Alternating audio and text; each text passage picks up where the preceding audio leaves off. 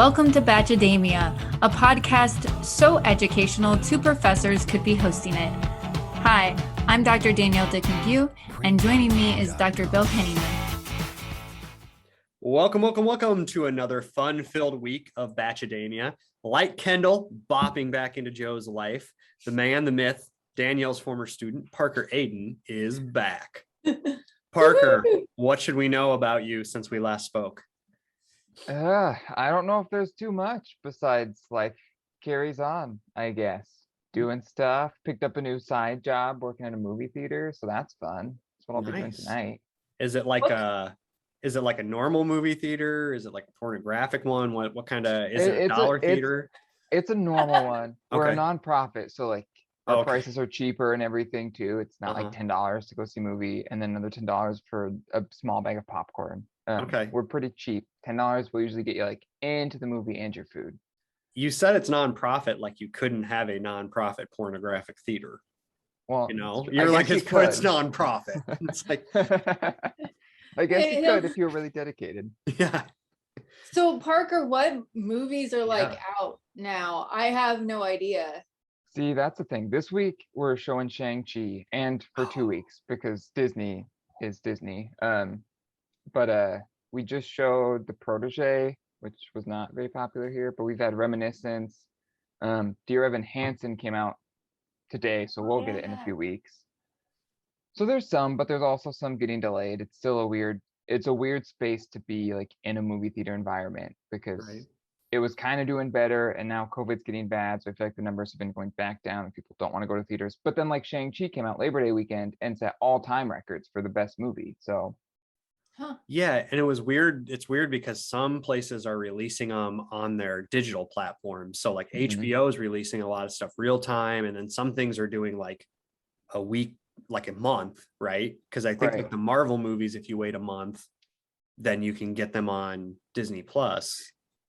It's weird. Yeah, well, because like Scarlett Johansson sued Disney because they released it on Disney Plus the same time.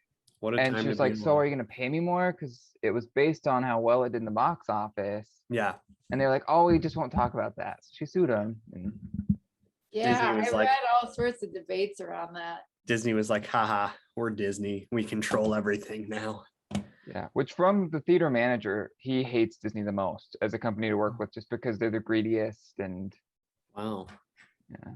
But have you been to Disney? It's magical. Right. That is right. It's Disney, kind of like rose-colored glasses for them for sure. Disney borders on my nightmare, like just kids running around, people in costumes. It's like the theater of it. I like it. Everything is like $40. They're like, you want a bottled water? Give me your hand. Yeah. Go ahead, Danielle. We had our national convention there.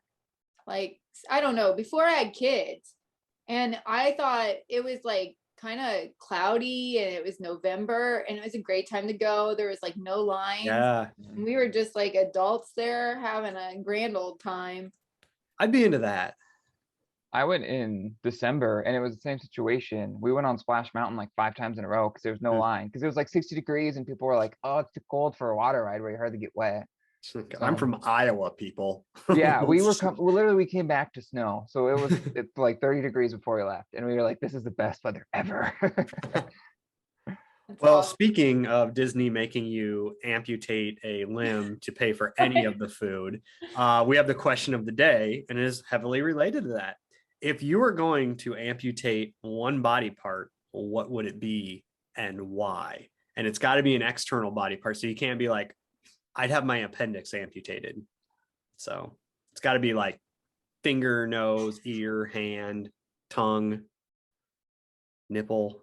I didn't think about nipples. I didn't either. That might be that was mine. Option. That was mine because I was like, as a guy, I don't really need them. I don't know what purpose they serve. So nipples are gone for me. No nipples, Bill. And then it's a cool party trick, right? You get like 4 drinks in and someone's like, tell me one fact about you. And it's like, get ready to live. Just rip the shirt off. I'm gonna start rumors on campus that I Bill love has it. no nipples, and like Yes. students, you'll be like student lore. They'll be like, "Have you heard about the professor with no nipples? I We should love invite him to that. the pool and see." Yes, and then I'll ham it up and be like, I just don't swim, guys. Yeah, I think that's good. Amazing. What Let's are keep you that going. amputating, Parker? Yeah, I was thinking probably just like a pinky toe or Mm. one of the toe, not the big toe, because I know those are important, but the rest of them, it's like, do you really need all 5? Like you could get by without one, but now the nipples might be the way to go because I don't have a use for them either. So Your toes are covered up mostly though. Like I don't really wear sandals very often. me either. So Danielle, you're a sandal person though. In the summer, yeah, you Yeah, got. I've I definitely need to breathe. yeah.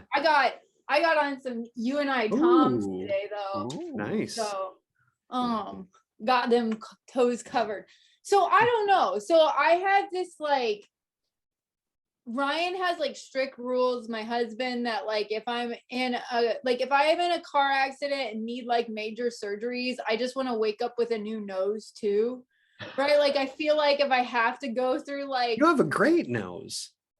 it's a little, No. it's getting Yeah. larger as I age. You've got a great profile. And This is I have ridiculous. I have a butt nose.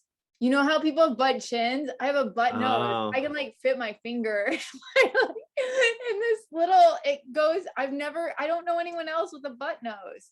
Oh, I've seen it before. Yeah, it's a weird thing. So anyway, I mean, I guess if I could get like a new nose. No, this is straight at you. Then like that's terrifying. So I was like, I'll just take my foot. Like I would take one of, I don't know, they've got good prosthetics. They look kind of awesome. With my new haircut, I could look like edgy. I don't know. I like the idea of being a cyborg. Huh? Yeah, Yeah. if they had like ocular implants, I'd be straight for that. Bionic ears, I'm in. I'm not gonna give up my fingers though. Like I need my hands. That's like the Yeah. only thing we need as faculty, really. Like is to be able to type. Well, I thought about Yeah, like maybe a my pinky head. finger. I don't know. Your pinky finger? Yeah, but then I was like, how much stuff do I like claw with my hand getting out of the car? And I'm Right. like, no, I can't expend even one of them. I feel like if you didn't have that like there, your ability to grab things would be greatly reduced. Mm-hmm. Especially because like my pinky goes really far out. Right. So like I can really like, yeah, Which my I tiny remember, little raccoon hands. I remember like reading or hearing one time you can apparently bite through your pinky finger. That's how weak it is. But your brain just doesn't let you because it's like that's not a smart thing to do. That Which I sounds agree. dubious. If I Yeah. ever need to eat on a mountain, I'll start with my own pinky. I really like what scenario are you like, well, the only way I live is biting through my pinky. Okay, so I feel like we really need to probably move this episode along, but a mystery occurred in the office today. I had a love it. graduate student come to my Office mystery. office and he's like, Danielle, I found this bag full of things from the Interpreters Theater. For those that don't know, I also am the artistic director of a theater. Nice plug. And Mhm. and so they're like, we think that like a past grad student left it in there, but in this bag full of like photographs from past shows, there was this Okay. Oh, and this. Oh, So we did have a show a couple of years ago where we had a proposal. I think Odd is Love. But y'all, like, this is like way nicer than like the costume jewelry. yeah, it doesn't look like Dude. costume jewelry. Well, so here's the thing. When I feel it, I can't tell. Like Ryan should have just got me something not real Right. because I would have never known. But like I can tell like this part feels really light and not quite real. But like it looks pretty real. You should And then start there's a wearing it light in there, around. too. Yeah. It does fit quite well. So not that I tried it on. But so that's like the mystery. So we've like had all of these like scenarios, like we're like imagining, someone's like, oh, grad school is too stressful. I'm like, there goes my marriage. And then like you know, I was like the grad student that turned it in, he was like, you know, I had these like, you know, I imagined that like maybe I took this in and I got all this money for it. And then that paid for me to go to grad school. But then like my relationships were cursed forever. So like, you know, this has been an interesting topic of discussion, but if you are listening and this is your ring, please email me at danielle.mchugh@uni.edu. Or bachademia@gmail.com. Oh yeah, or batch. Please describe the ring. There's an inscription on it. Please tell us what it says. There's an inscription. That's the joke. Okay, we need to move. We got to move along. I love a good mystery, though. All right. I think it does demonstrate how different our students are. Ours would have been like, were they in love? Did they stay in love together? Being family services, and yours are like, I made up a large story. Also, you saying your national conference was at Disney World. It's like, that wouldn't fly in the psychology. Oh, it got a lot of criticism. It was criticized for having it there. All right. As far as dramatic notes go, the show started out on a real dramatic note. As far as love goes, Kendall sees Joe making out with Serena. Maybe it's his ring for her, and she gets in her feels. I think that's what the youths say. Her and Joe have a talk. She says she has feelings for Joe. Joe basically tells her that he wouldn't have let her go if he knew it wasn't over. So Joe asks if she's over the relationship, and she says, it's not a good time to ask me that. So do you think that's a fair question from Joe? I don't know what he's going to do with that info, right? Like if she says, no, I'm not over you. And he's like, well, I am, that otherwise I wouldn't be here. That whole thing broke my heart though. Yeah. They both seem like very nice people and they're navigating it, but yeah. And even if Kendall, I think, you know, like she doesn't want to, like, it sort of seems like she doesn't want to live in Chicago, but she like also wants to be with Joe still. I feel for her because I think that she's going through a rough thing. Yeah. And it's very odd. It's very rare that you have to watch your ex make out in front of you. Like, I still don't know why she didn't leave immediately. Like, I don't know what, obviously the situation kind of dictates what you're going to do and you can say what you would do. But I think I would just be like, all right, I'm out. Like, I'm not going to sit around and force myself to be miserable. I wonder if she thought that she was more could be over him. Yeah. Right. And thought that maybe she would just connect with someone else and like it would be good. And then you're like, no. Maybe she thought she could jealous him into it. Like if she had a guy, he would be like, oh no, I don't like this at all, which is interesting because it never really happened. And so there was a part of me that's like, well, I wonder if like someone comes in and she has a kind of a relationship, if he would then be like, well, this isn't my thing. I don't like this. So. What do you think, Parker? Yeah, it was like a sad moment, which it was funny because I started watching it. My mom was sitting in the living room, and then she was like watching it more like she was the one turning up the volume. She was like, well, at least you have an easy storyline to follow here for this episode, because I'll preface, I have not watched any others. I was jumping in blind. Mm-hmm. And I kind of felt bad because there was another guy, I don't remember his name, that was talking to Kendall, and he was like, well, now I feel screwed. Yep. So that was just, yeah, sad, because like he had moved on and it seemed like she really hadn't, and it is just, what do you do? Yeah.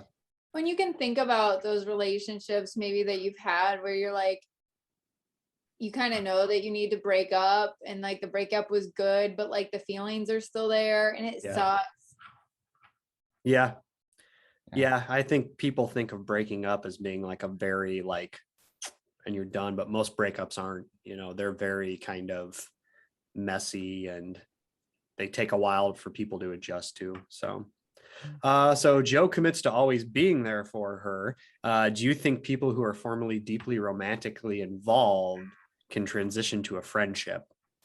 And I feel like that's where Joe's trying to go, but it doesn't seem like Kendall is on that page. Like she's going to be able to do it. How long have they been like broken up? Not long.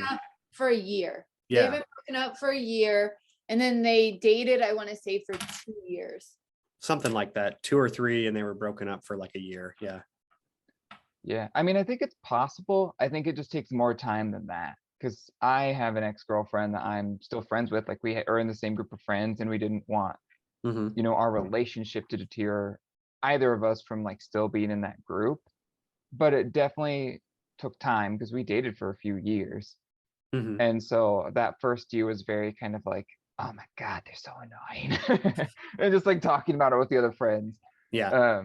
But now it's more like past that. I think it's possible. I think it just takes a lot of time and accepting that like we're both now past this stage because it's not going to work if only one is. Right. So how would you feel if you were in Serena's position? So, Joe commits to always be there for her. And now this ex that he clearly has very, very deep feelings for, he's going to be kind of her person if she needs something. Um, Woo, vulnerability. Yeah. I think that, yeah, I mean, I think I would feel just very sort of like wibbly wobbly, like unstable if I was Serena.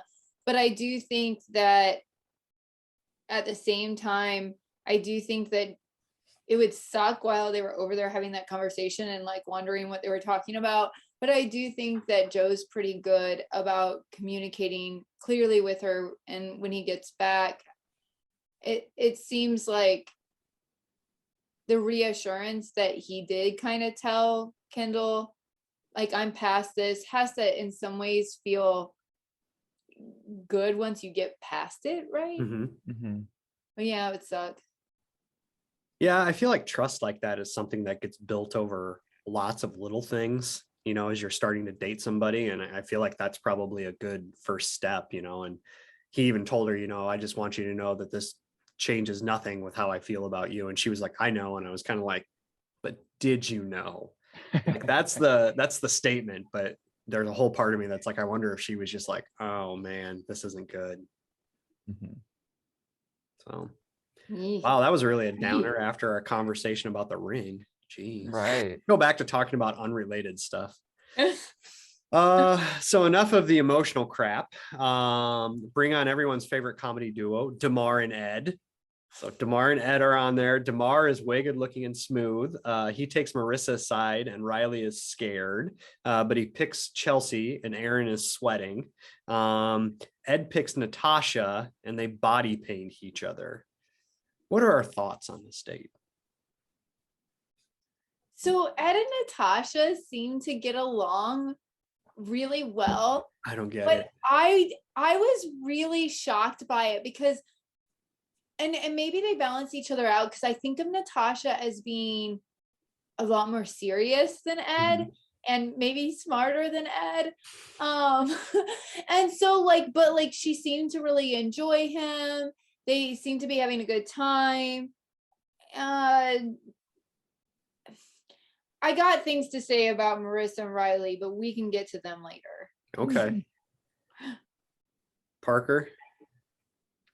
I thought it was an interesting date. Wouldn't be necessarily my cup of tea. Okay. The art skills were about on par for what mine would have been Okay. because it was very, I don't remember which one it was, but it was just literally like the chest section and it was just like lines and curves. I think that was Natasha and Ed. Yeah. They put the leaves to work this episode. They Yeah. did. There was a lot of nudity. Yeah, nudity, quote unquote. But I feel like yeah, they like found a box of leaves and they're like, oh, shit, let's do this. Like, what can we use these for? It's like in my theater classes when I'm like, here's an object, turn it into 10 different things. It's like, here's a leaf, turn it into 10 different dates. How yeah. can we debase the cast members in some way with this leaf? Yeah, I don't get it. I think Natasha is like so far out of Ed's league. I think that she is lowering her after her first breakup and then the thing with Chris, she's just like, all right, I need to readjust who I can get on the beach. I don't know. Do Yeah. you think that your expectations for a relationship change at this point in the show though too? where like at the start of the show, you feel like, oh, I might be able to connect with someone and we could form this relationship over time. And by the time the show ends, maybe I could get engaged, right? Right. But like, I feel like if you're just like coming onto the show now, or if you're like just connecting with someone that came onto the show right now, like, are you like, okay, we got like 2 days left here. Like, I'm just going to have fun. Yeah. I don't, so they must know how long they're on the island, because now they're saying, well, there's not a lot of time in paradise left. And yeah, I think that's probably where it's not like a real relationship, because, you know, you never really know how much time you have left unless you're at summer camp, you know. So it's maybe it's like the summer camp model of relationships where it's like, we're going home, we'll always be in love. And then you like get to 8th grade and you're like, nah, I'm dating this person. Oh, those were such intense, wonderful Yes. experiences. Met a boy at band camp once. I don't know if I'd call them wonderful experiences. Maybe wonderfully awkward. Oh, it makes me happy. So one time, since apparently we're just going off script with everything, I was raised in a fairly religious family, and we went to a church camp where you had to wear t-shirts when you swam, and you couldn't like only sing Christian songs. And my dad was there, and my parents had me when they were really young. So I think at the time I was in 8th grade. So my dad was probably only like 32, 33 and like in really good shape. And this girl kind of fell in love with him and then started writing me letters after, but it would be like 2 sentences and there would be this like great big thick letter for my dad. It's like, give this to your dad. And then my dad was like, yeah, we probably just need to not give those to me and like just tell her not to write them. And so she wrote a couple more times. And then, so I wonder if there's still this heartbroken girl somewhere that's like, Big Bill just never wrote back to me. That's like the most glorious, awkward like story in the world. Yes. Speaking of awkward, Kenny and Mari eat tacos off of each other's bodies.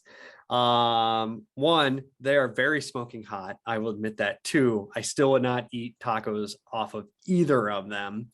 Then they say they're falling in love, and boink, which is a term I used in my youths. So thoughts on the date?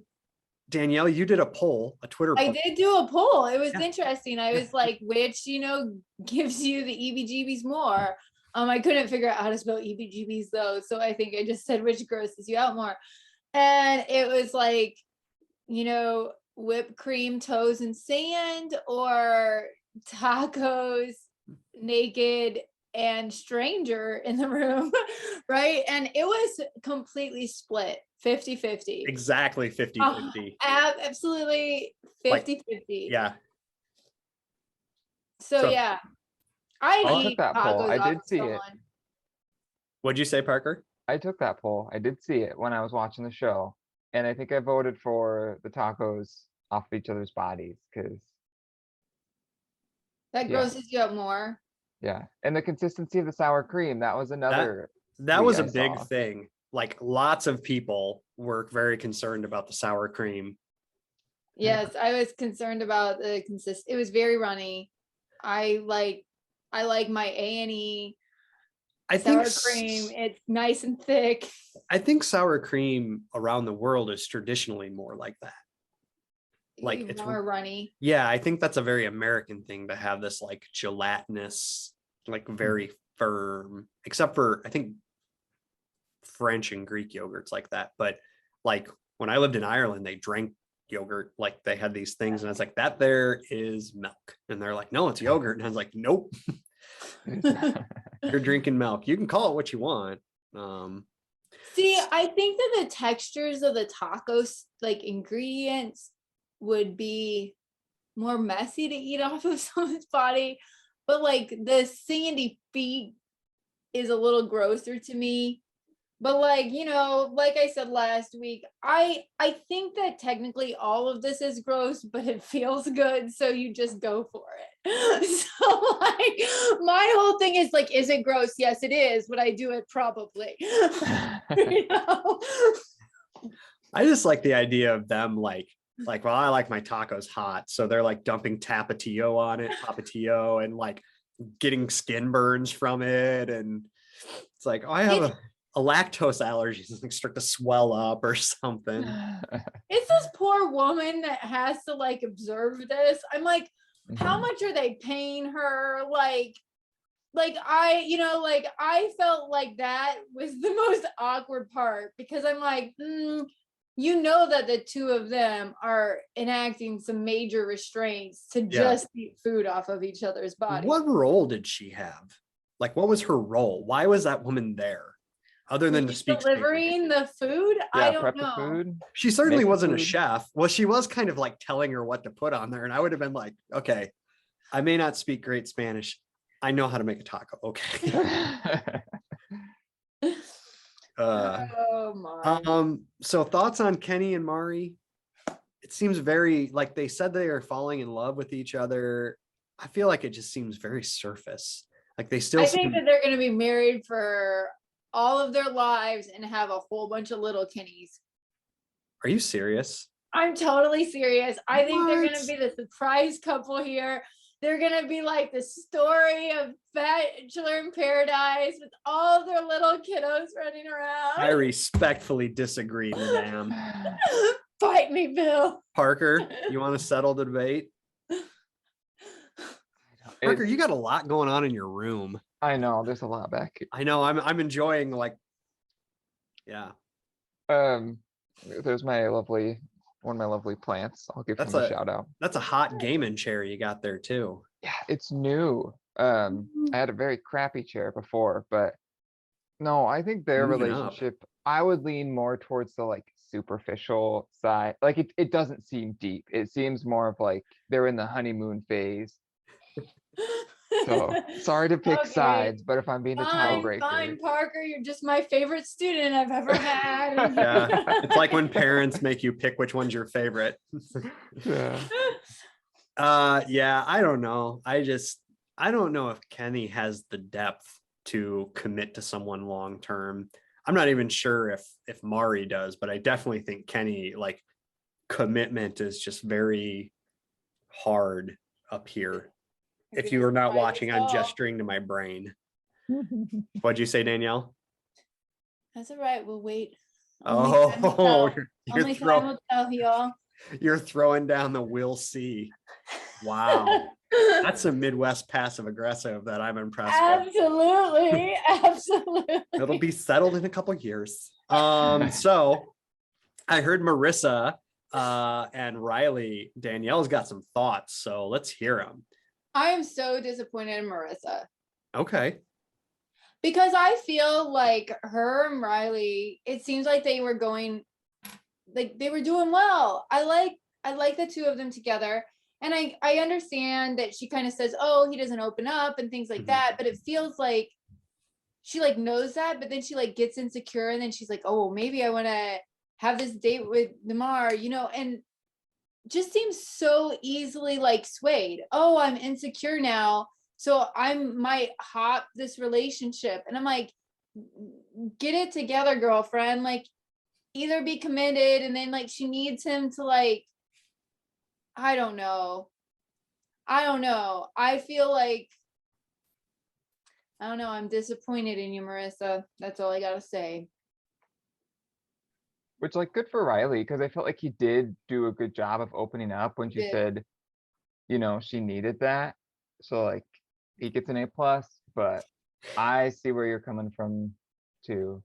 So from like a relationship standpoint, I think that they showed some pretty good, like, chemistry. And I mean, she eventually went to him, right? Not right away. And I thought that was kind of ridiculous, but then she goes and she says, like, we need to talk more. And he kind of opened up and then she, thanked him for it. And I feel like that's kind of how you build relationships. I think probably the big roadblock is going to be, what if she doesn't have people encouraged? Because somebody told her, like, well, you should go talk to him. So what happens if she doesn't have that when they leave the island, right? What if she doesn't have Wells to be her guide? I did think she was a great listener when Riley did open up. I thought that she was very attentive. She was an active listener. What I kind of agree, like, my issue is, like, maybe you should talk to him before you all of a sudden freak out and think about dating someone else, and maybe do something that could like have a long-term impact on your relationship, when like it just seemed like she was like having a moment. Yeah, I don't know. Yeah, I thought that part was weird. I think if you are having issues with your partner, probably one of the worst things you can do is be like, I'm gonna go investigate what else is out there, because that grass is always going to look greener, right? When you're having a rough time with your partner, it's always going to seem like, oh man, it'd just be easier to go with this person who seems like they're out just to have fun. But you're going to have those problems when you move for, I mean, that's why whenever you talk to someone who's been together for a long time, you know, and you're like, hey, it's dating and marriage easy, if they're being honest, they're like, no, it's a lot of fun stuff, like, and then a whole lot of hard stuff, and, you know, swallowing your pride and changing the way you do things to add somebody into your life. So hopefully maybe that gives her kind of a better script, you know. So Absolutely. Oh, so yeah. Oh, well, we'll see what happens. If I was Riley watching this back, only time will tell. only time will tell. If I was Riley, You are sassy today, Danielle. Like, you are really fun. I pity the person who has a meeting with you after this. I do. I feel like if I were Riley watching this back, though, it would have been really hard for me. Yeah. He seems pretty level-headed. I've really come when he was on the season before, he kind of irked me a little bit. Just like his intensity, but the more I've watched him, it's like, hey, he's, you know, he seems like he's really in it to have a relationship. And so yeah. So do they ever like reference that they watch themselves back on these shows? I think some people do, some people don't. There's been times like when they do the After the Rose, and they'll be like, you know, I watched it back and you know, it was really difficult. So I couldn't watch it. I wouldn't be able to deal with myself. I don't even listen to our podcast, so like, I don't know. Elaine makes me listen. Oh, we listened on the way. We went up to a wedding in Michigan this weekend, and we listened to the one right after I had surgery. I can't believe you allowed me to do that. I sounded so like stoned. Like I sounded so out of it, and so like, yeah. In fairness, Bill, I was kind of like, true. Really? Like, we're gonna do this? Like, you just had surgery yesterday, and you're like, yeah, I'm good. Yeah, well, on one hand, I understand that. On the other hand, if I was drunk, you wouldn't be like, well, he said he could drive. You'd be, I mean, podcasting isn't that level, and I was amazing. Just very. I had an enjoyable time. Yeah. Even like I saw some of the video, and you could tell my eyes were going in the wrong direction. So I didn't remember that when I listened to it, and I was like, I don't remember any of this. So I'm just being drugs over here. Drugs are a wonderful thing, folks. If you can have surgery, take the drugs when they give them to you. It's illegal now. Take them, enjoy the ride, get better. So they get evacuated. So I have no idea. Do they like separate the guys and the girls like a junior high lock-in? Like, and I'm looking your way, Parker, because you got some knowledge about stuff like this. Like, why did they keep saying, I don't know when I'll see them? Because I was like, are they like taking them to separate hotels, or? I don't know, because they made it seem, from my perspective, it was like, we have to they're in Mexico, right? Yeah.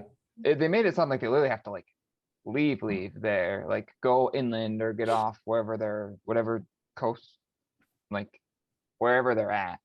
But then they brought them back, and so it seems like they didn't actually leave. They just like went to a more sheltered place. So yeah, I don't know why they built it up the way they did. But half of them are like packing their stuff, getting ready to leave. The other half are just like making out. Like, It was how I imagine like the end of the world would go, where some people like James is just walking around with a drink, and yeah. It was terrible. I was annoyed by this part of the show because I was like, okay, I feel like they could have just cut it. Right? Like, they didn't need to show us any of this, but they're like, oh, Tia said, like, what if I die? I was worried about a rose. Now that would make great for the commercials, right? So they're like, we have to do this little bit.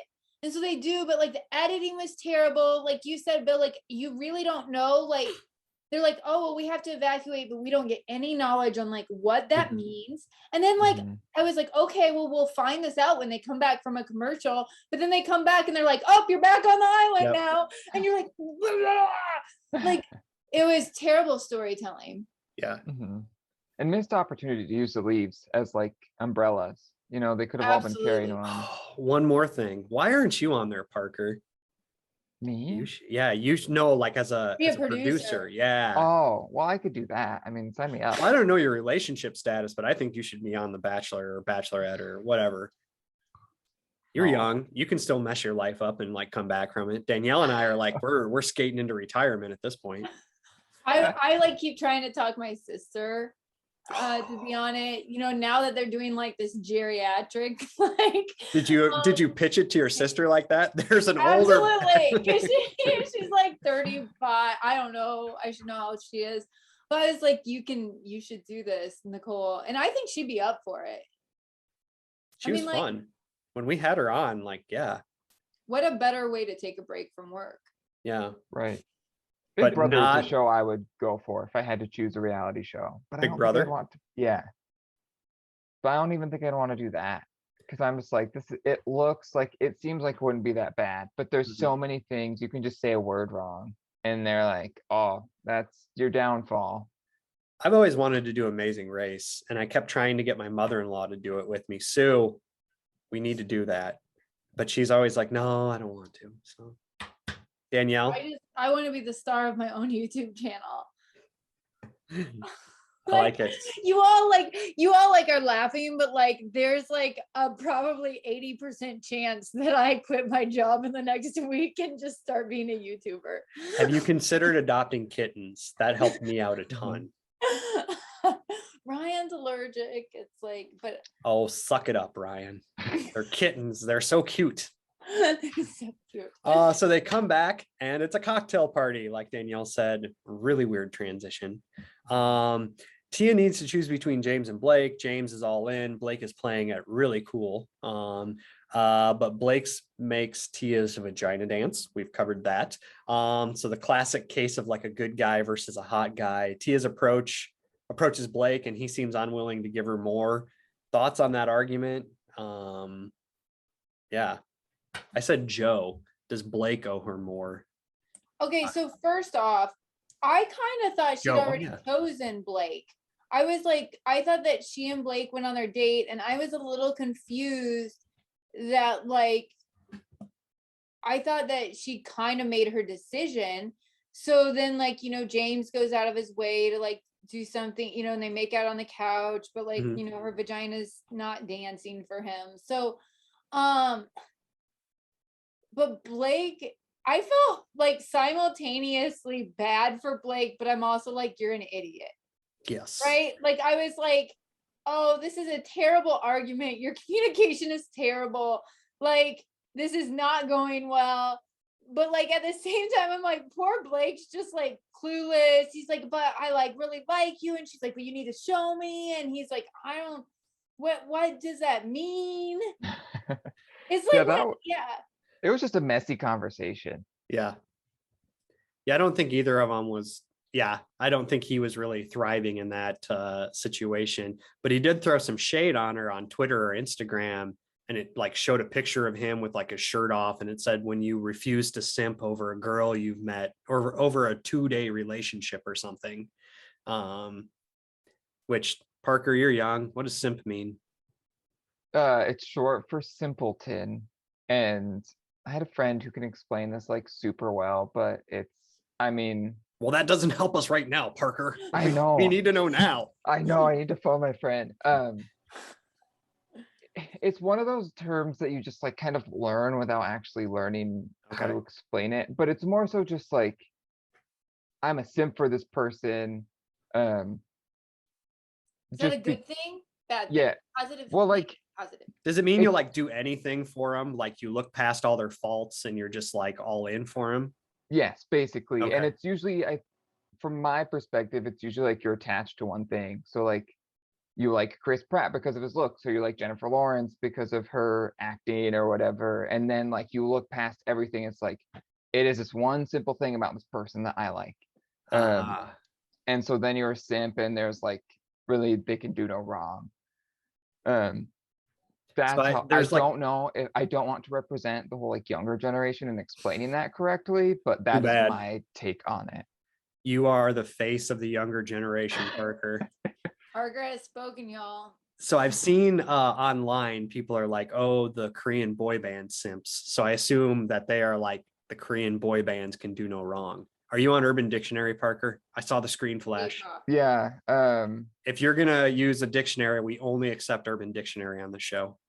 It's the official dictionary of Bachademia. Yeah. We'll Okay, take a so sponsor. the Yeah, first absolutely. one says someone who does way too much for a person they like. Ah, Um, so you were oh, on. Yeah. the second one says a man who puts the hose before the bros. Okay. This is a long definition. So he was like complaining that she wanted him to be that after Be only a 2 simp. days. Yeah. mhm. Oh God, Okay. we sound so old, Danielle. It's like, This one seems pretty good too. It is It's when like, so can you um state this in 40-year-old language? this one's pretty good. It is when a male is overly submissive to a female and gains nothing from it. Oh, okay. okay. So I feel like there's some gender crap happening here too, I agree. right? So like it also has to do with a guy who is a simp for a woman is also probably it's emasculating, right? Mhm. Oh yeah, I've seen it on Twitter where, one guy will be like, you're being such a simp, which makes sense Right. now. Yeah. Yeah, so it's a way in which, women are supposed to do that for in relationships, but when men do it, they're acting a little girly. That's my extra credit for today. Dang, nice. Parker had an extra credit too, thanks to Urban Dictionary, our That's soon to be awesome. sponsor. Not our current sponsor, but soon to be. How do you feel about James? He's basically being set up to be a winner by default. Thoughts on that? There are pictures of James with his hair not gelled going around the internet, and it seems like that's the only thing holding him back. Is he pretty good looking without the gel? It's amazing. His eyes really pop without the gel. So I don't know. But back to my real question, James being a winner by default. Oh, he better. How would you feel about that if you were the winner by default? Parker, are you reading more Urban Dictionary stuff? Get off the rabbit hole, Parker.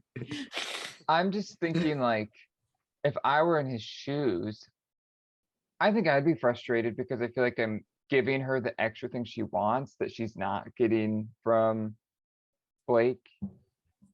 And so it's like, I wouldn't be mad at like winning because that's what I want, but I don't know. Like, I don't know. I think I would also be mad because it's like I was doing everything you wanted, and yet this other dude, you want him to be a simp and he's not, and that like, so that's why I win because I'm the true simp apparently. I don't know. I think we should create a challenge, Danielle. If in a meeting today, you can use the term simp, report back next Thursday if you were able to.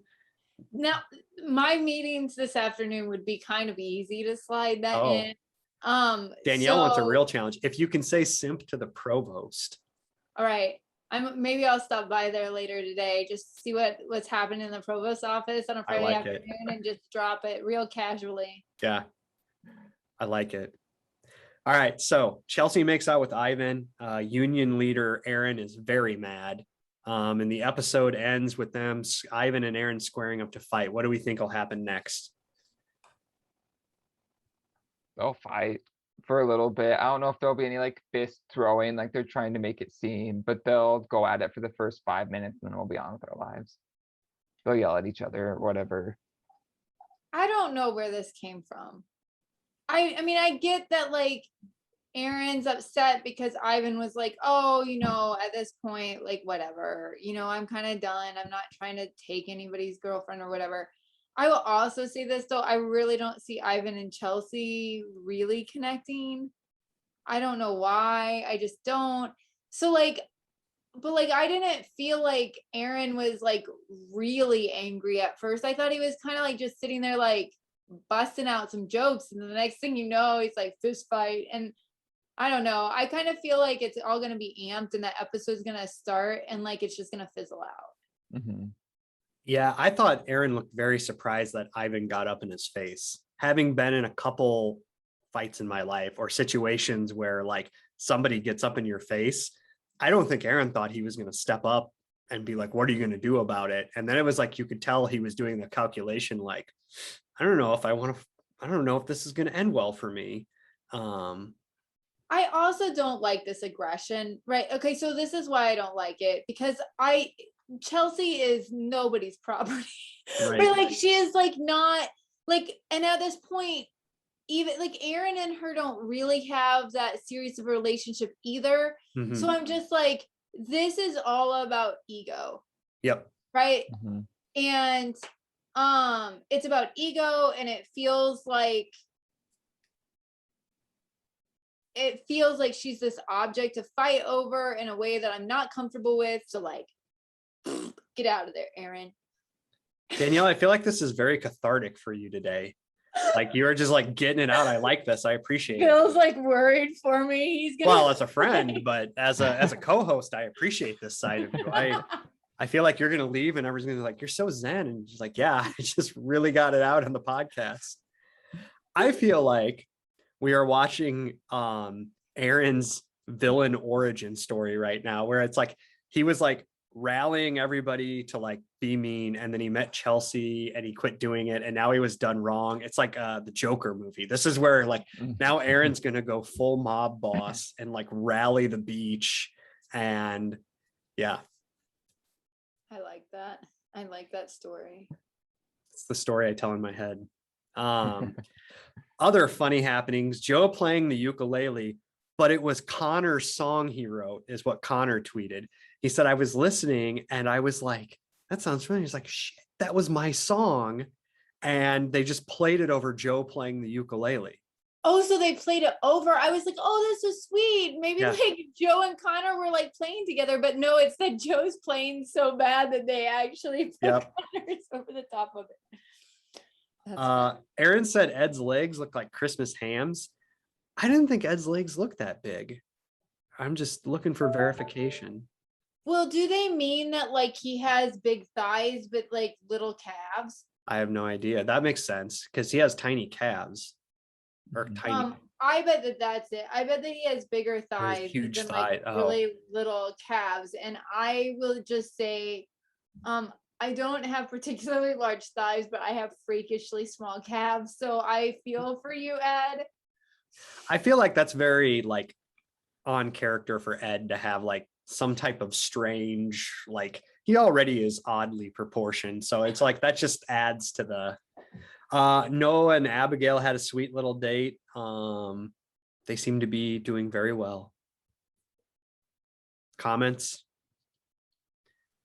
Grocery store Joe, I noticed, was wearing socks with sandals. Oh, don't know if that's a common occurrence on the show, but he loves socks. Like, yeah, he's always got them, and they're never like ankle. They're like dorky, like knee-high grandpa socks. Yeah, I like it. Like someone's like, you wouldn't move to Chicago, but you would like come on to this like show for this guy, right? And then like it shows like, people are fighting over a guy with these socks. Yeah. And the thing is that this is what I actually find endearing about Joe, right? That like these other guys are kind of like on here and they're like, I'm gonna lift all my weights and like, their biceps are bigger than my head. Aaron very clearly plans his wardrobe out. Like he's got the very perfect plain white t-shirt. And Joe's like, I'm going to take a nap in like every single episode. And I'm going to wear my socks with these like like circa 1990s like Adidas sandals. Yep. It's glorious. And I'm like, I just think that it like adds to his charm. I agree. Yeah. I think he knows who he is, and I like that. So, lessons learned. Oh man. I'm going to say nothing makes you feel better like just getting your angst out on the podcast. So shout out to my one of my best friends, Danielle, also my podcast host. We're always here for you to like just unleash it. Thank you. Thank you. I feel very supported. It almost made me spit my coffee out. I don't know. I felt like this was like kind of a ho-hum episode. What I want to say that I learned is that the producers like need to get their act together. Like if you're gonna create this story arc around an evacuation, I need some answers. Well, and you have some knowledge about this, right? Because you were involved in hurricanes when you lived in Louisiana. Yes. And Florida. I thought you were gonna ask me like, oh, because you studied storytelling, but you That too. know, I did live through a hurricane once. So yeah, no, I mean, I thought that was, I just needed answers. There were holes in the plot, and get it together, Bachelor in Paradise producers. Well, because when you came back from commercial break, like for that segment, it was literally like thunder rumbling. And I was like, is it raining here? Like and then it like started showing more of the storm coming in, and then they like cut in, and I was like, okay, was that necessary? Was that necessary to have the like 5 minutes of thunder before? Whatever. Yeah, and then they just come back and it's sunny, everything's fine. There's like some paper things, decorations blown around. It's like, okay. Where did they go? Yeah. Lessons Uh, learned, Who were they Parker? rooming with? Yeah, I want all that. Lessons learned is you can't phone a friend when you're in the middle of recording a podcast to have him explain. So That's Urban true. Dictionary can be your new friend when that happens. The Good. only dictionary we need in our life. Yeah. I like to, so if going back to the tropical storm, I think they weren't able to film them, and so they didn't want any storyline like being progressed, so they were just going to lock them down. Because if they had been able to, they would have put Aaron and like Thomas together, and like, yeah. So this is like my big brother knowledge coming through, but I know when they are like evicted from the show and go to the jury house, they do a thing where like the next person in the jury house shows up and they're like, they get their like genuine reaction of who it Mhm. is, but then they're supposed to be like on ice while they get set up to like go watch what happened in the recording. Or like for that week so they can explain it. So they're not supposed to talk because they're not filming them, but of course they still like do. So it could have been one of those situations where there's not good ways to like film them and it's not exciting, and yeah. Well, and I wonder if it's in their contract, yeah, that only certain locations is where they will be filmed, and Right. you know, so I don't know if that has to do with it. I don't know. Well, because they kind of made me like think, well, maybe they're just gonna like leave and the show's like over. That's what I was wondering. Like when the sexual assault thing happened and they like paused it and then brought him back, and then it was like, we're gonna tame down the alcohol drinking now, guys, as opposed to like, telling the men don't sexually assault people. So Did I ever tell you guys I had a cousin who was like on scene when it was filming here in Iowa, however many seasons ago that was? no, why? You really buried this, Parker. I know. Well, I just remember like it was Christmas and he was talking about it because like we had known that he was helping, and he was just like, I don't know, his job was just like an assistant person of like moving and helping set up cameras and that type of stuff. But he was, I just remember him talking about it was just carrying like coolers full of alcohol, like room to room, and people just drinking until like 4 in the morning when the rose ceremonies finally happened. And he was like, it was an experience. I don't think he loved it, but I don't think it was terrible either. Maybe that do you think that they need to hire another suitcase person? Maybe that could be Mm. my next, I don't know, step. You could do your YouTube channel when they're not filming, and then when they are filming, you could be doing that. Motivational speaker, suitcase carrier, YouTube star, doctor. Sorry, family. Like, I'm not gonna see you for 3 months because I'm carrying suitcase. Oh I man. left my retirement package for this. All right, Parker, take us out. Shout outs, major statements, anything you want people to know as we leave. I will go ahead and just give a shout out to the Interpreters Theater, since that was mentioned at the top of the show. We Go have a show see, next week. I was gonna say, go see a show, because they've got some this season. They're all usually pretty good and fun. Some of my favorite memories of you and I are in that theater, so. So go check 'em out. Danielle, let's say someone wanted to go to the Interpreters Theater. How do they do it? Awesome. So you can find the show Bench on Eventbrite. You can also follow the Interpreters Theater on Instagram or on Facebook, and that will link you to the Eventbrite page. And tickets are free, but we can only seat a limited amount of people, especially with COVID stuff. So we're already sold out Thursday night. So Friday and Saturday tickets are still available. It's the You can hottest see ticket me. in town. Yeah, it's going to be good. Written by an alum and current instructor, Jacob Westfall. It's 2 people find themselves on a bench and argue it out. So go see it. Like it. That's a good way to end. Everyone have a good weekend. Yay. Bye-bye.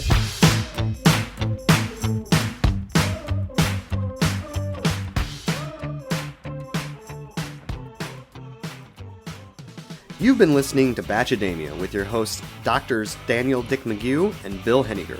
All opinions expressed on this show are solely the opinion of the person who spoke them. If you like our podcast, please consider following us, leaving us a 5-star rating, and a positive review wherever you listen to your podcasts. Also, please share with your friends, family, and other ardent Bachelor content lovers. If you have comments or questions you would like us to address on the show, you can email us at bachademia@gmail.com or on the Twitter with the handle @Bachademia. Thanks for listening.